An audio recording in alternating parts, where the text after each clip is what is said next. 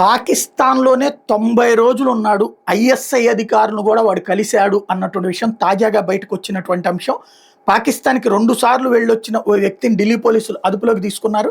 పాకిస్తాన్ నిఘా సిబ్బందికి, పీఐఓలకి Bharat mobile SIM కార్డులు అందజేయడంతో పాటు గూఢచర్య కార్యకలాపాలకు పాల్పడుతున్నట్టు ఇతని మీద ఆరోపణలున్నాయి. రాజస్థాన్ రాష్ట్రం దీగ్ జిల్లా గంగోర గ్రామానికి చెందినటువంటి కాసిమ్‌ని బుధవారం అదుపులోకి తీసుకున్న ఢిల్లీ పోలీసులు చెప్పారు. వీడు 2024 ఆగస్టు, 2025 మార్చి మధ్యలో 2 సార్లు పాకిస్తాన్‌కి వెళ్ళొచ్చాడని, అక్కడ కనీసం 90 రోజులు గడిపినట్టు విచారణలో వెల్లడించాడు. ఆ సమయంలో వీడు పాకిస్తాన్ గూఢచర్య విభాగం ఇంటర్ సర్వీసెస్ ఇంటెలిజెన్స్ అధికారిని కలిసినట్టు చెప్తున్నారు. భారత మొబైల్ నెంబర్లను పాక్ నిఘా విభాగం అధికారులు గూఢచర్యం కోసం వాడుతున్నట్టు 2024 సెప్టెంబర్లో తమ దృష్టికి వచ్చిందన్నారు. వీటిని ఎక్కడే పొంది అక్కడికి పంపించారని తెలిపారు.